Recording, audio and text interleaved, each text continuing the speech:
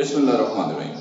Students, lectures को हम लोग वहीं से कंटिन्यू कर रहे हैं जहां पर स्टॉप किया था।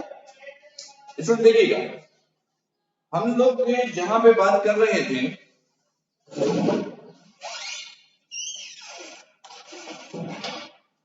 सॉरी स्टूडेंट्स, हम लोग के एब्सोल्यूट पोटेंशियल एनर्जी पे बात कर रहे थे और उससे रिलेटेड एक मैथमेटिकल फॉर्मूला एस्टेब्लिश करना था। और इस टॉपिक के पहले सेगमेंट में हम लोगों ने वर्क कैलकुलेट किया था जब बॉडी मूव कर रहा था R1 से Rm तक।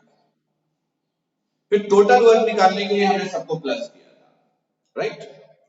अब क्या करना है, इन तमाम की वैल्यूज को पुट कीजिए, यानी सब्स्टिट्यूट कीजिए, राइट। तो सब्स्टिट्यूट करेंगे तो सिचुएशन ये है, देखिए वर्क डन 1 to n, ये हमने एज इट इज कॉपी किया। पहले इसकी value capital G M E M 1 over R1 minus 1 over R2। दूसरे सेगमेंट की value G M E M 1 over R2 minus 1 over R3। तीसरे सेगमेंट की value capital G M E M 1 over R3 minus 1 over R4।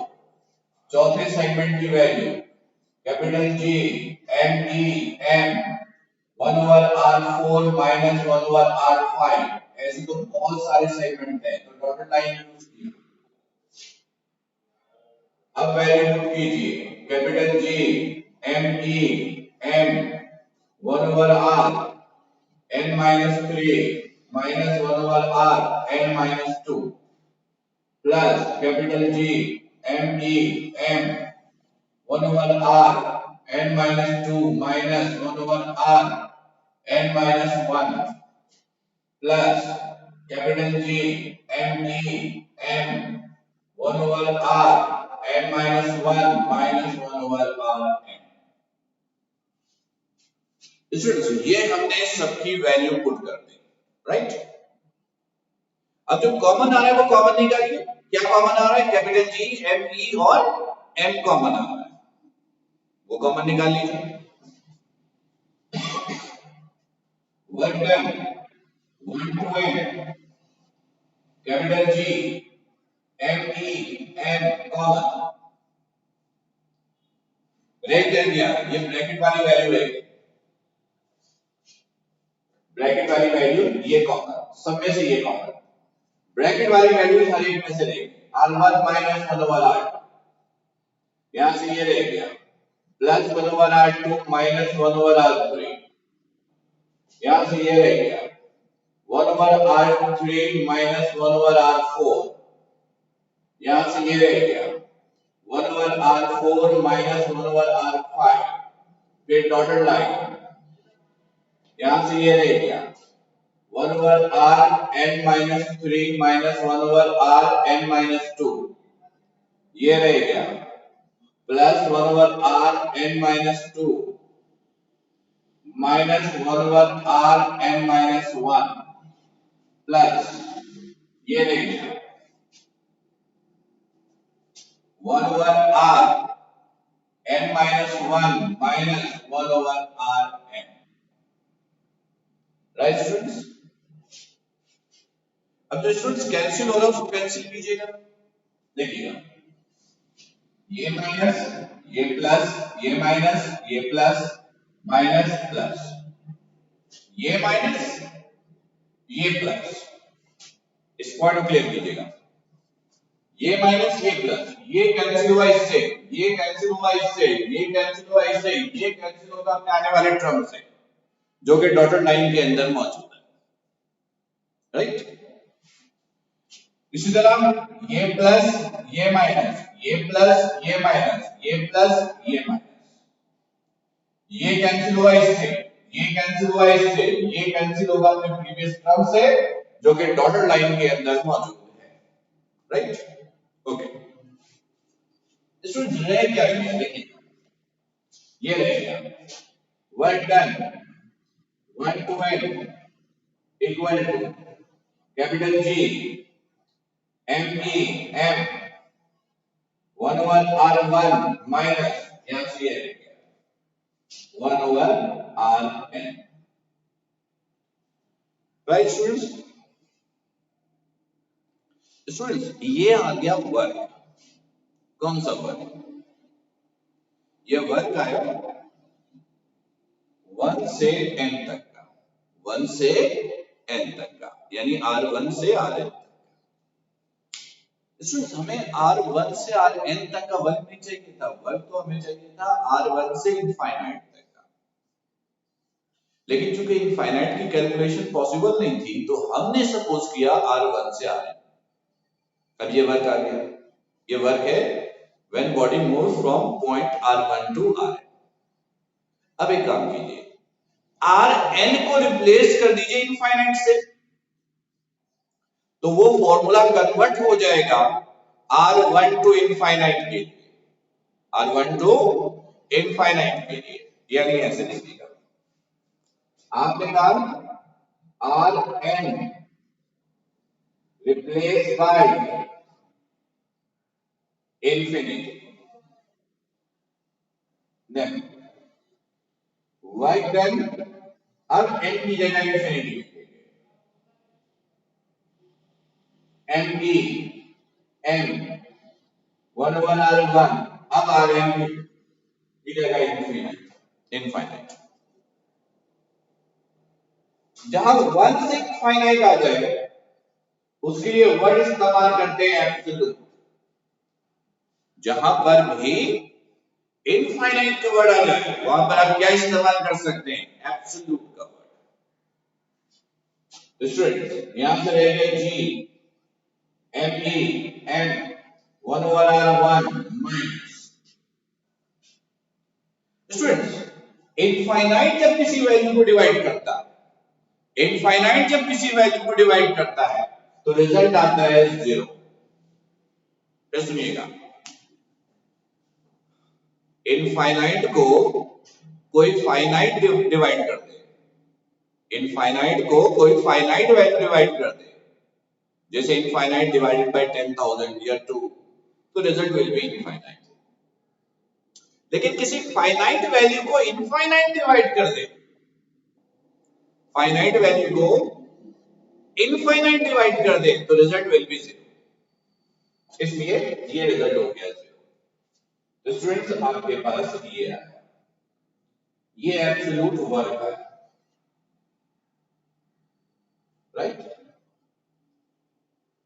Students मैंने आपको बताया था previous lectures में कि जब टू फिजिकल क्वांटिटीज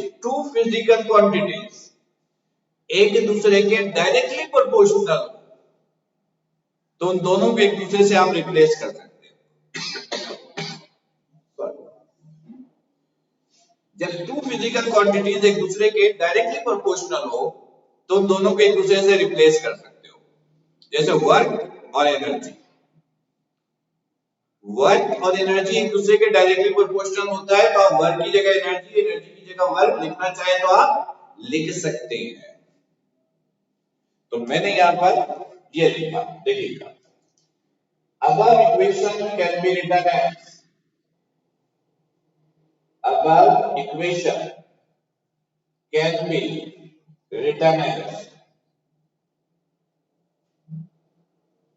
मैंने इस वर्क की जगह लिखा एनर्जी, और एनर्जी कौन सी, पोटेंशियल एनर्जी। क्यों, क्योंकि बॉडी हाइट पे जा रही थी, हाइट से जो एनर्जी प्रोड्यूस होगी वो potential energy, PE absolute capital G M E M R, right. Students अब जरा देखिएगा, अगर आपको इस टॉपिक का इनिशियल सेगमेंट याद हो तो उसमें हमने आपको ये बताया था, ये सरफेस है, ये अर्थ है, ये सेंटर है, ये सरफेस है। बॉडी मूव कर रहा था सरफेस से जरा ऊपर से, और ये डिस्टेंस हम लोगों ने R1 लिया था, यानी मैंने बॉडी को मूव करवाया था अर्थ के सरफेस से जरा ऊपर से। लेकिन नॉर्मली हम लोग की एग्जिस्टेंस किधर है? अर्थ के सरफेस पे, और हम लोग मूव किधर करते हैं? अर्थ के सरफेस से। तो अगर बॉडी अर्थ के सरफेस से मूव करे, सरफेस से, तो ये R1 की वैल्यू किसके बराबर होगी? फिर वो अर्थ के रेडियस के बराबर होगी। एग्री? देखिए ये अर्थ, ये सेंटर, ये बॉडी सरफेस से मूव करना शुरू कर रही है, तो ये R1 भी होगा और ये अर्थ का रेडियस भी होगा, राइट? तो अज्यूम कीजिए, assume that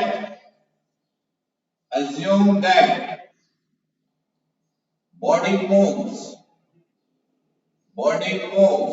from earth surface,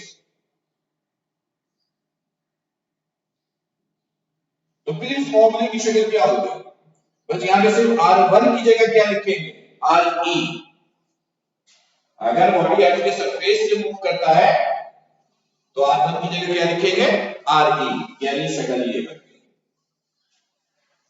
PE absolute equal to capital G M E M, कैपिटल G M E M, और R1 की जगह लिखा R। Clear students? अच्छा, अब देखिएगा जरा स्टूडेंट,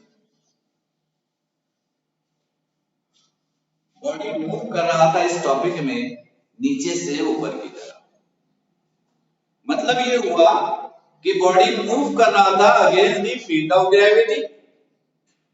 जब कोई body against the field of gravity move करे तो वर्क कौन सी होती है? नेगेटिव। यानी अगर कोई body against the field of gravity work करता है तो उसके लिए हम तो कौन सा साइन यूज करते हैं? नेगेटिव का। तो मैंने लिखा here body is moving against the field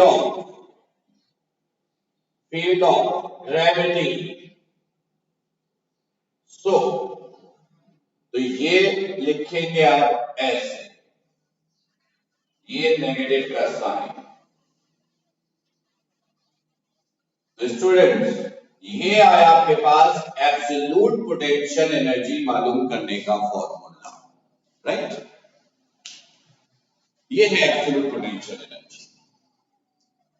उम्मीद है स्टूडेंट्स कि लेक्चर बिल्कुल क्लियर होगा। रिकॉर्डेड फॉर्म में आपको प्रोवाइड करने की वजह यही है कि अगर आपको कंफ्यूजन हो तो आप नंबर ऑफ टाइम्स लेक्चर्स को देख सकते हैं। फिर भी कंफ्यूजन रहे तो आप लाइव सेशन में मुझसे डिस्कस भी कर सकते हैं। क्लियर? तब तक अपना आप लोग बहुत ख्याल रखिएगा। अस्सलाम वालेकुम।